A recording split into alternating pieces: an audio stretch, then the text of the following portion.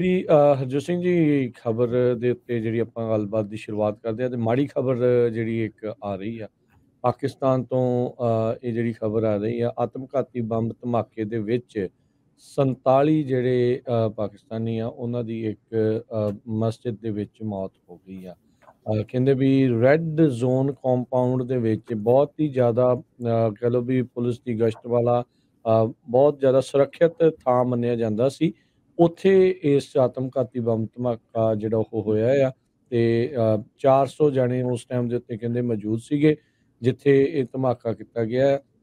ਤੇ ਉਹਦੇ ਵਿੱਚ ਕਹਿੰਦੇ ਵੀ ਮਰਨ ਵਾਲੇ ਜਿਹੜੇ ਆ 47 ਦੱਸੇ ਜਾਂਦੇ ਆ ਤੇ ਸਾਰੇ ਦੇ ਸਾਰੇ ਪੁਲਿਸ ਅਧਿਕਾਰੀ ਸੀਗੇ। ਅਜੇ ਤੱਕ ਕਿਸੇ ਨੇ ਜ਼ਿੰਮੇਵਾਰੀ ਕਹਿੰਦੇ ਉਹ ਨਹੀਂ ਲਈ ਹੈਗੀ।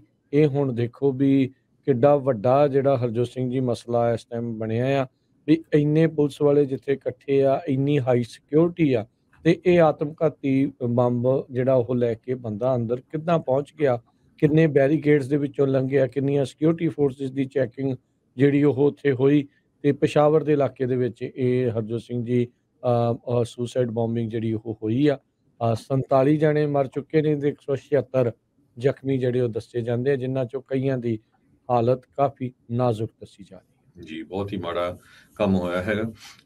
ਇੰਟਰਨੈਸ਼ਨਲ ਮੋਨਿਟਰੀ ਫੰਡ ਦੀ ਟੀਮ ਦਾ ਜੋ ਮਿਸ਼ਨ ਆ ਉਹਨਾਂ ਨੇ ਕੱਲ ਨੂੰ ਪਾਕਿਸਤਾਨ ਦੇ ਵਿੱਚ ਗੱਲਬਾਤ ਕਰਨੀ ਸੀ, ਖਾਸ ਕਰਕੇ ਸਾਊਥ ਏਸ਼ੀਅਨ ਇਕੋਨਮੀ ਜੋ ਬੈਲੈਂਸ ਆਫ ਪੇਮੈਂਟ ਕ੍ਰਾਈਸਿਸ ਦੇ ਨਾਲ ਹਿੱਟ ਹੋਈ ਆ ਉਹਦੇ ਸੰਬੰਧ ਦੇ ਵਿੱਚ। ਪ੍ਰਾਈਮ ਮਿਨਿਸਟਰ ਸ਼ਹਿਬਾਜ਼ ਸ਼ਰੀਫ ਨੇ ਇਸ ਅਟੈਕ ਦਾ ਕੰਡੈਮ ਕੀਤਾ ਹੈ, ਕਹਿੰਦੇ ਵੀ ਬਹੁਤ ਮਾੜੀ ਗੱਲ ਆ ਤੇ ਉਹਨਾਂ ਨੇ ਇਹ ਵੀ ਕਿਹਾ ਵੀ ਇੰਟਰਨਲੀ ਜੋ ਲੋਕਲ ਕੋਈ ਨਾ ਕੋਈ ਬੰਦਾ ਵਿੱਚੋਂ ਇਨਵੋਲਵ ਆ ਤਾਂ ਹੀ ਇੰਨੀ ਹਾਈ ਸਿਕਿਉਰਿਟੀ ਦੇ ਵਿੱਚ ਜੋ ਸੁਸਾਈਡ ਬੰਬਰ ਸੀ ਉਹ ਚਲ ਗਿਆ, ਜਿਸ ਨੇ ਆਪਣੇ ਆਪ ਨੂੰ ਵੀ ਮਾਰ ਲਿਆ ਤੇ ਹੋਰ 47 ਲੋਕਾਂ ਨੂੰ ਮਾਰਿਆ ਤੇ ਜਿਹਦੇ ਨਾਲ 178 ਦੇ ਕਰੀਬ ਲੋਕ ਫੱਟੜ ਹੋਏ ਹੈਗੇ ਆ। ਸੋ ਸਾਰੀ ਅੱਖ ਇਹ ਇਸਲਾਮਿਕ ਜੋ ਜਿਹਾਦ ਗਰੁੱਪ ਵਾਲੇ ਹੈਗੇ ਆ ਅਫਗਾਨਿਸਤਾਨ ਦੇ ਵਿੱਚ ਉਹਨਾਂ ਦੇ ਉੱਤੇ ਜਾਂਦੀ ਹੈਗੀ ਆ। ਪਰ ਬੜੀ ਮਾੜੀ ਗੱਲ ਆ ਕਿਸੇ ਦੀ ਵੀ ਜਿਹੜੀ ਇਨੋਸੈਂਟ ਲਾਈਫ ਆ ਉਹ ਨਹੀਂ ਜਾਣੀ ਚਾਹੀਦੀ।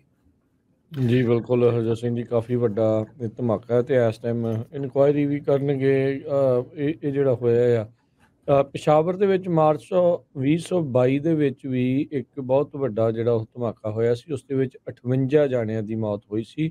ਉਦੋਂ ਆਈਸਿਸ ਆ ਜਿਹੜੀ ਇਸਲਾਮਿਕ ਸਟੇਟ ਜਿਸ ਨੂੰ ਆਖਿਆ ਜਾਂਦਾ ਵੀ ਉਹਨਾਂ ਨੇ ਇੱਕ ਸ਼ੀਆ ਜਿਹੜੇ ਮਸਜਿਦ ਆ ਸ਼ੁੱਕਰਵਾਰ ਦੇ ਦੌਰਾਨ ਹੀ ਜਿਹੜੇ ਆ ਉਹ ਕੀਤਾ ਸੀਗਾ, ਸੋ ਹਮਲਾ ਕੀਤਾ ਸੀਗਾ। ਸੋ ਇਹ ਜਿਹੜੀ ਚੀਜ਼ ਦੇਖੀ ਗਈ ਹੈ। ਉਸ ਤੋਂ ਬਾਅਦ 'ਚ ਹੁਣ 2023 ਦੇ ਵਿੱਚ ਇਹ ਹਰਜੋਤ ਸਿੰਘ ਜੀ ਹਮਲਾ ਇੱਥੇ ਹੋਇਆ ਹੈਗਾ ਆ ਤੇ ਸਾਰੇ ਜਾਣੇ ਜਿਹੜੇ ਆ ਭੌਚੱਕੇ ਜਿਹੜੇ ਇਸ ਚੀਜ਼ ਦੇ ਵਿੱਚ ਰਹਿ ਗਏ ਆ ਵੀ ਕੀ ਹੋਇਆ। ਕਹਿੰਦੇ ਵੀ ਧਮਾਕਾ ਬਹੁਤ ਜ਼ਬਰਦਸਤ ਜਿਹੜਾ ਉਹ ਸੀਗਾ ਜੀ ਤੇ ਇਸ ਮਾਮਲੇ ਵਿੱਚ ਇਹੀ ਜਿਹੜਾ ਉਹ ਦੱਸਿਆ ਜਾ ਰਿਹਾ ਆ।